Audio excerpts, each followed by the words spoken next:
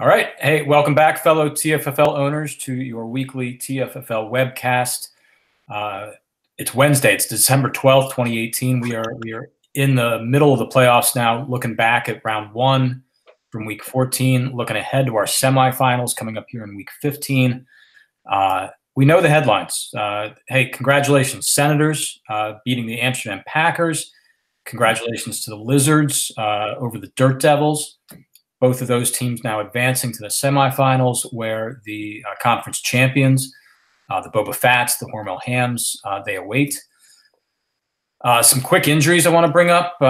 T.Y. Hilton, I just saw, seems genuinely questionable this week. That would be a blow to the Senators. I think Hilton just had 199 yards last week. For what it's worth, Sammy Watkins now, I think, kind of officially done for the season. His I can't say this without a little bit of a smirk. His foot injury has become re-aggravated. This is something I've dealt with, not personally, but with Sammy Watkins.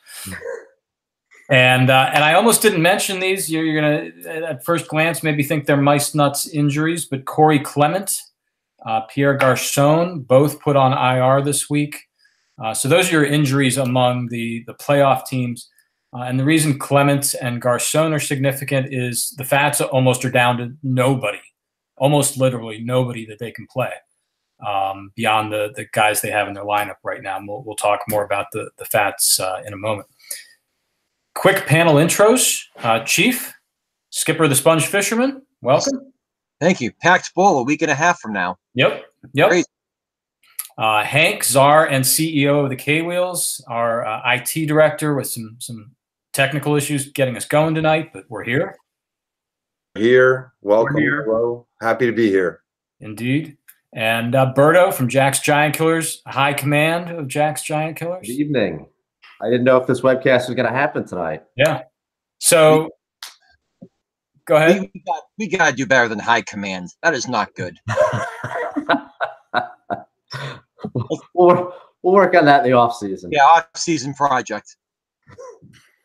Last off-season's project too. Has this been a multi-season project to find the title for the? Remember how long it took to move on from the stem cells? Right. We'll need a few months to. Yeah.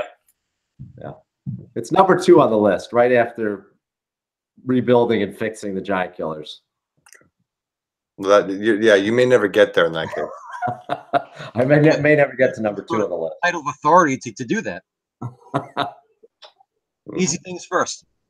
Hey, our commissioner and fellow panelist Terry is obviously not here this week.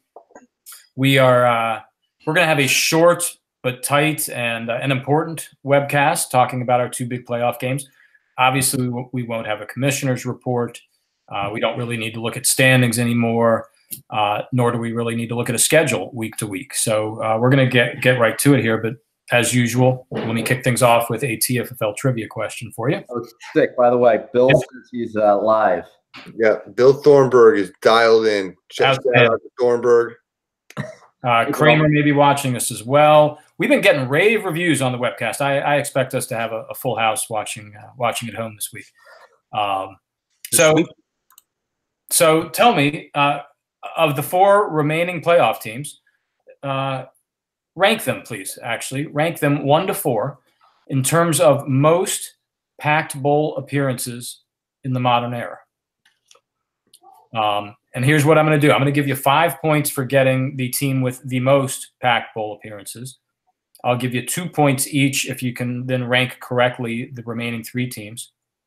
There might be a tie in these rankings, and I will score generously depending upon how you rank them. So the number of packed bowl appearances. Okay. Packed bowl appearances in the modern era among the 4 remaining playoff teams, 2 of whom obviously will add to that count after this weekend. And so you're looking for the order and the number of times? Not the number of times, just the order. Sorry, and the number of times? No, just the order. Okay. And the number of times? No. And the number of times. Sorry, my internet connection is sucking. Bill, can you hear us? All right, so let's get right to our roundtable chat then. We're going to obviously talk about each of the two games, but let me bring up a topic to warm us up here. We have to talk about the Boba Fats once again. I don't mean to beat them up and pile on, but it's not my doing. They've just lost two more players to injury, as I said, Corey Clements, Pierre Garçon. If you go look at their roster, they have 0 receivers that they can play beyond the 3 they have in their starting lineup. They obviously have Travis Kelce and Eric Ebron at tight end that can fill in there if need be, but only one of those guys can be in their lineup at any point. Danny Amendola, I think, is going to play this week, but it's questionable. I mean, again, literally almost no options at receiver, and might be lucky to fill 3 spots. Clements' injury limits them at running back, where they didn't have a ton of options to begin with. Hank made a great point this week. I don't know how widely he shared it, and many people may have seen this on their own. What did the Fats do? They scored 33 points in Week 14. We've talked a lot throughout the year about how there's a fair amount of luck involved in their ongoing unbeaten streak. They would have gotten crushed by most of the league in Week 14 had they actually been inactive. 10-1. They would have gone 0-10-1 last week against the league. Jared Goff -1 points, 4 interceptions. Todd Gurley only 2 points. There's our answer to the question of what happens when his Rams aren't there. So we'll see. Boba Fats have a lot of issues going forward. Is anybody here?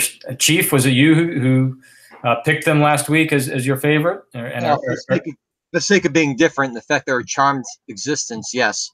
And the fantasy commissioner's going to hate that. Going to say, oh, the Boba Fats blew their 13-game winning streak, whatever it's been. But listen, this is a trend that's been happening in the NFL for a couple years. Don't walk away, I'm talking to you. Anyway, he'll catch it on the replay tomorrow. Okay. Every year in the early webcast, we talk about the value of having players on good NFL teams. Now, setting aside for a moment the question of, do we really know which NFL teams are going to be good in August, September? There's this huge trend, like in the last 3 years, and it's growing. And I've noticed it, and I don't know what to do with it, but I do now. And it is, if your NFL team is out of a playoff spot, they are putting their nicked up guys on IR. If they're in the playoffs, to be fighting through it, they might miss a game here or there. But at this point of the season, they have nothing to play for. It happened to me 2 years ago. I didn't have enough for a complete lineup towards the end of the season. I think I lost my last running back in the playoffs. All right. So if they're in the playoffs, you fight through those injuries. But if you're not in the playoffs, there's no chance. Why put a guy out there with a bad foot or a sprained ankle or a concussion? You know, whatever. If you're a bad team, you put your players in IR, and it really screws us. And this might be something we might have to look at as far as revamping of the FAIR rules. So the important question here, and I'm sorry I haven't had a chance to look this up, but speaking of the IR free agent rules, do the Fats have any remaining free agent picks that they can use to bolster their lineup here? I believe Terry said a couple weeks ago that he had one left, which he then used to get Mariota. All right, we'll see. I can remember 2 years ago, I think it was, Berto and I faced off in the playoffs, and I think both of us, were down to our last 3 healthy running backs. So I agree with you, Chief. Not quite sure what to do about it. We have indeed allowed teams to make these free agent moves in the playoffs if you have a pick, and I guess if the Fats don't have a pick, they're going to be in trouble here. Is this the 3rd year for that rule? Is that right? I think it's the second year. Okay. Yeah, that is a bit of a game changer, though. If if you have something versus, I played a game without a kicker. Mm-hmm. Gostkowski got hurt, and then whoever else I had backing him up got hurt. Yeah, so. My concern here in perhaps giving people unlimited free agent picks is you suddenly end up with a scab team, basically a team that wasn't your team throughout the year. To me, there's something about you draft. I think when you talk about things that make our league unique, a lot of people say 3 running backs or other things. The thing that truly makes our league unique is that we don't have unlimited FA picks. We have to draft a kicker, and you can't just pick up whoever's kicking against Oakland that week, whichever defense is playing the Jets. And that's truly makes our league different. And I really would be against losing that, but I think there's got to be some middle ground. Yeah. I'll tell you what. To Chief's point about cycling through kickers or defenses in another league, it's annoying. Like having to pick up the hot defense or kicker because it does make a difference. So yeah, I think that's great that we don't have to do that in TFL. You're right, Chief, and I think that's a good point in that the draft for us really matters, and get that and the backups you're going to have. We don't if the TFFL was about who's got the the early free agent picks to get the hot running back and the kicker every week, and you could just churn through them, it's a different game, and I'm glad we don't play that way. Yeah, and the using an IR versus a free agent pick, all the strategy. It's good. Yeah, we're better. We're just better. Now, having said that, if we want to look at something like for the playoffs, if we want to maybe allow some kind of flexibility to be able to fill a kicker or a quarterback or an empty spot because of injury and attrition that does occur in this league, that might be something to look at. I'm coming back midway through making my drink because I just had a thing on that, Phil, what you were saying. Mm-hmm. It could be something off the board. As you know what? If you're in the playoffs, you can make a trade with teams that are out of the playoffs. Again, can't keep the guy. And I can't imagine they'd want to. But if someone want to pick up, for example, a guy like now who do I have who's not going to be kept? Some mediocre receiver, some Danny Amendola type, who's on someone else's roster. I'm going to make that trade. It's after the trade deadline, and it will treat him like a late FA pick that you get. Yeah. Or, he's on the roster, and that's it. He's off your roster at the end, and the non-playoff team gets a pick. But I think in that case, we have to govern it by truly injury, or you have to have X amount of players hurt or not playing in order to invoke that. That's spitballing. That's a good discussion to have. Each playoff team gets to adopt a cash bowl team. I like it. And then they have to give a small portion of their winnings to that team that they adopt. There you go. I don't want to be anybody's minor league team, man. But yeah. We'll bring Bill back on at some point in the off season prior to our rules making process, and we can talk more about that one. What's the over under on free agent IR rules proposals? Oh, there's always a couple. Yeah. Every year we get a couple, or minor tweaks to it. Oh, Berkman's got this massive overhaul he likes to pitch. Yeah, but he wants to go loosey, like ESPN loose, and it's like that's not the way we do it, and it shouldn't be. That's different. TFBA rules 7 a week. Yeah, TFBA rules. Go for it. That's like who cares? Hey, really? So we are in like week 8 of the TFBA, folks, and Berto has made 100 moves. Yes, right. 100. Yeah. Just 100? I would have taken the over. I want to know how many original draft picks you still have on your team. Well, you got a couple guys that you just drop and pick up. There's Harrison Barnes has probably been. Are we talking basketball now? Yeah, I have Harrison Barnes now, and I've had him for a week or so. I know you want him back. If you go through and look at the transactions, it's stash, added, drop, added, drop, added, drop. There's my F1 report. All right, let's. Just going back one more point to counterbalance. Thanks for bringing us back, Chief. We digress. What if you're the Hamptons? Now, who's the Senators is playing the Fats this week, right? So it's what if you're Senators now? You want to keep things exactly the way they are. Okay, Rob's got barely a full lineup. Well, that's too bad. But I don't want him getting reinforcements now. So I think it's going to have to be a lot of discussion and some sort of parameters, in case he can't fill, let's say, a starting lineup, or starting lineup plus a reserve lineup or something like that. Minimum 7 guys on IR or something. There's got to be something to do. Let's bring this back to what really matters this week. We have 2 playoff games to talk about. Let's start. Go ahead and pull these up. We're going to have Lizards versus Hams, Senators versus Boba Fats. We've been talking about the Fats a lot, so let's get to the Lizards and the Hams as our first game here. And I'm going to give you 2 quick topics to discuss. There may be others you see. Tough choice at quarterback for the Lizards.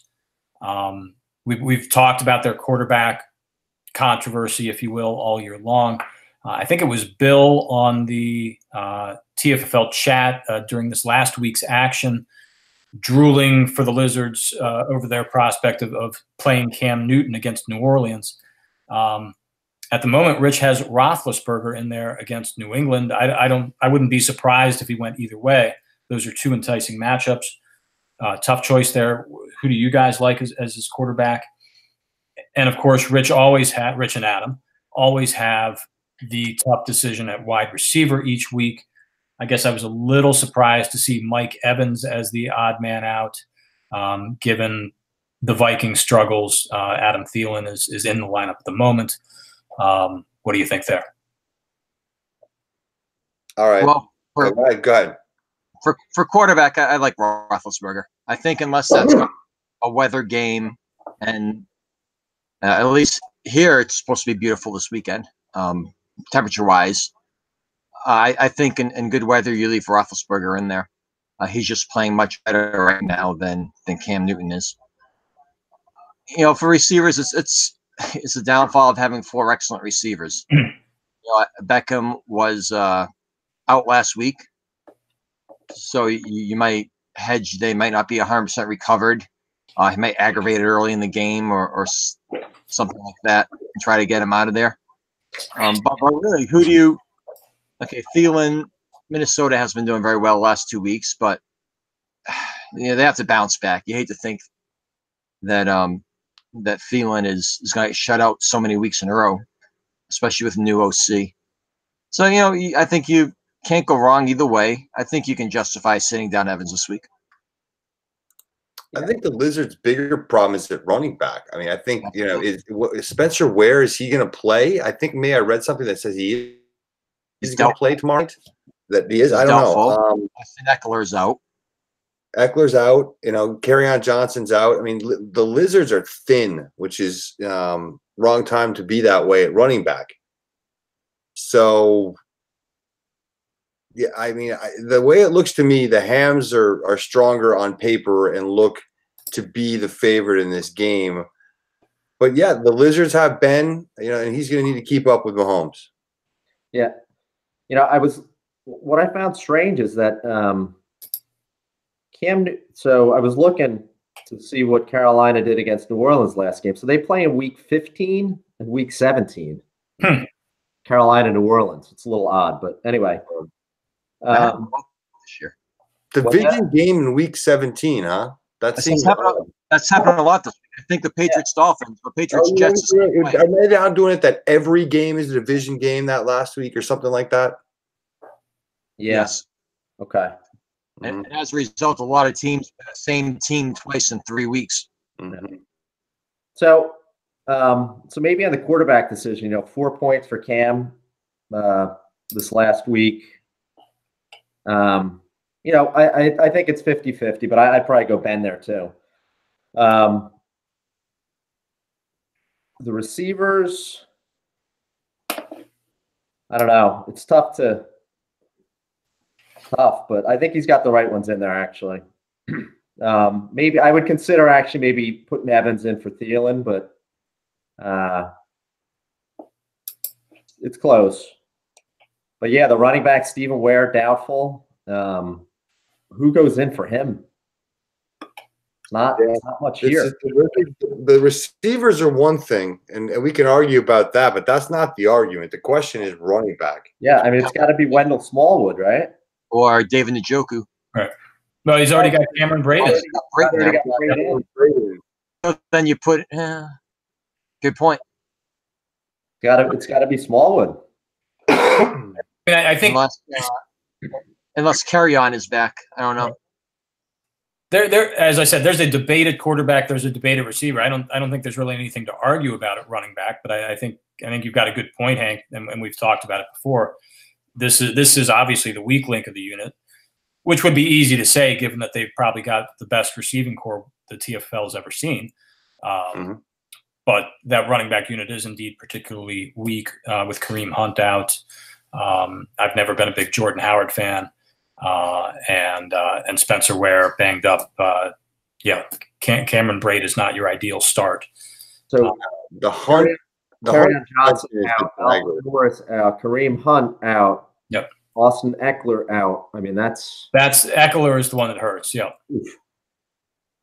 Now, over on the Ham side of the equation, David Johnson, I think he is going to play, but he's a little nicked up.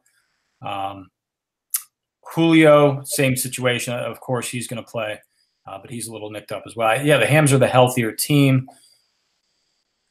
Any concerns about Mahomes playing on, a Thursday night game where sometimes teams can be a little slow to score? I think that game's a shootout. I think a lot of points are going up in LA, Kansas City. Look, both of his quarterbacks are playing in the same game. So what do you do? There you go. I don't know how you bench Mahomes at any point. Yeah. So I wasn't suggesting he bench. I just wonder if there's a thought that Mahomes doesn't score as much this week. But am I hearing everybody say that the Hams are the favorite here? Yes. Yep. Yes. All right. Okay, so let's move on then. Fats. Senators are #1 seed. We've talked a lot about them. They are still unbeaten. They do have their issues. Senators were our high score last week, 93 points. High score across the league. Team is obviously playing very well. Who do you like here? I like the Senators. This is the week. This is the week that the streak comes to an end. And the Senators they're getting the Fats at the right time. I think their receiving core is not very strong. D.D. Westbrook leading the way. And even if T.Y. Hilton can't play, I think he can. I think he can shift Gronkowski to wide receiver and do something there. So, I mean, you talk about healthy, T.Y. Hilton, but he hasn't practiced the last couple Wednesdays anyway. So I don't know if that's a good indicator. And then he's played and he's had good games. So if he's in, I mean, the Sens are they're as healthy as they've been probably all season. So we talked on the last webcast about the Brady Miami curse, and certainly Brady had a great game and Gronk scored. Gronk is back in the lineup this weekend for him. So, I think if Crames could say that he'd be in this game with this lineup and everyone's healthy, he'd be thrilled at this point. So I think this is probably the week that the Fats are beaten. Yeah, as much as I don't want to write off the Fats, because if we were playing Vegas, I would have gone broke a couple times by now. And you never know, someone like D.D. Westbrook's going to have a 3-touchdown game, because that's what happens, to the Fats this year. You look at these matchups, and Berto's right. One team here is healthy. One team has options, and they're good. And the other team is the Fats. So, yeah, and listen, I'm not like, Phil. I actually root for my division mates. So let's go for the Sens this week. Yeah. Yeah, maybe I've just got that fresh taste of Week 14 in my mouth or mind or whatever. But yeah, Goff coming off 4 interceptions does not suddenly feel like a guy who's going to throw 4 touchdowns this week. And that's what he's going to need. He's going to need Goff and Gurley to have those types of games. He's going to need Tariq Cohen to have a big game. He's going to need Travis Kelce to have a big game. And he's done that all year long. But again, you can see the Rams maybe starting to slow down a little bit. That Sunday night game, Rams versus Eagles, he's got Goff, he's got Gurley, he's got Golden Tate going then. He's going to – we'll see how far ahead the Senators are at that point. But, yeah, he's going to need a big game from those guys, and I'm not convinced it's going to happen. So I'm going with the Sens as well. I did tell Crames that, I can't root for him because I have his first-round pick that could be a 4 or 5 pick swing. So Bill did want me to make the note. Let me just check this here. Only the Packed Bowl participants will become 11 and 12 in the draft order. Everybody else is not based on. Yeah. We'll cover the whole draft order once we get probably after we get done with next week, and we can very accurately say here are the 1 through 10s, and we know who 11 and 12 are going to be in one order or another. Yeah, that goes to Berto's point. Senators make the Packed Bowl. All of a sudden, they go from drafting 7th to drafting 11th to 12th. Exactly. All right. Hey, let me give you a TFFL trivia answer. Before we do that, recap real quick. All 4 of us took the Senators to beat the Fats. We all took the Senators. We all took the Hams. And the Fats have not lost in how many weeks? 24 weeks? 25 weeks? See, this is why we go 0-11 in the hang your hat. This is the Fats should feel really good right now. Well, this is why we all missed the TFFL playoffs. This is why we're on the webcast and not why I drink. I'm sure Rob is at home right now talking about how we've basically forecasted the Fats' demise about 8 times throughout the season. So yeah, he's feeling real good. Yeah. All right. Okay, so I'm looking for, of the 4 remaining TFFL playoff teams, rank them 1 through 4 in terms of lifetime Packed Bowl appearances. I feel good about number 1. Number 1 on your list for 5 points should be the Lizards. Got it? Yeah. Numbers 2, 3, and 4 are a 3-way tie. So you all get 11 points. All right. Except Terry. Except for Terry. He misses out. I was hoping there might be a little, if you didn't get the number 1 pick, you were going to struggle to get all 11 points, and there could have been a big jump here. I think we all had a different number 2, didn't we? I had the Hams. Who'd you have, Chief? Sens. I had the Senators. Okay. But I only counted like 2 for each of them. So here I'm about number 1 and not at all confident about the rest. Yeah. Here are the numbers. The Lizards have been in the Packed Bowl 4 times, including 3 consecutive playing against Jack's Giant Killers in recent years. And the Fats, Hams, and Senators all have 3 lifetime Packed Bowl appearances. Okay. We'll see how that changes here in a week. All right, so we're wrapping up. Again, short, tight, but focused on the 2 big games we got this weekend. And we got 4 minutes in on the TFBA. Good work. Yep. Hey, I don't think we specified this. This would be an oversight. The home field advantage points this week. I don't think that's going to change our predictions, but let's just get on a bye. The Hams and the Yes, Fats. the 2 conference presidents are the ones getting that, or conference champions, the Fats and the Hams. I don't think that's going to swing any of us toward the Fats at this point, but that's another little thing in their favor that might make us all look bad. And we didn't bring it up as well. Reserve lineups. We're talking about how the Fats are having a tough time fielding a regular lineup. They've got to get 3 more people into a reserve lineup. At least there they can use their second tight end. So Ebron becomes their wide receiver on their reserve lineup. So if you're out there playing in the playoffs, listening to us, get your reserve lineup in. Not only do we have a Thursday game this week, we have Saturday action. Really? Yep. 3 games.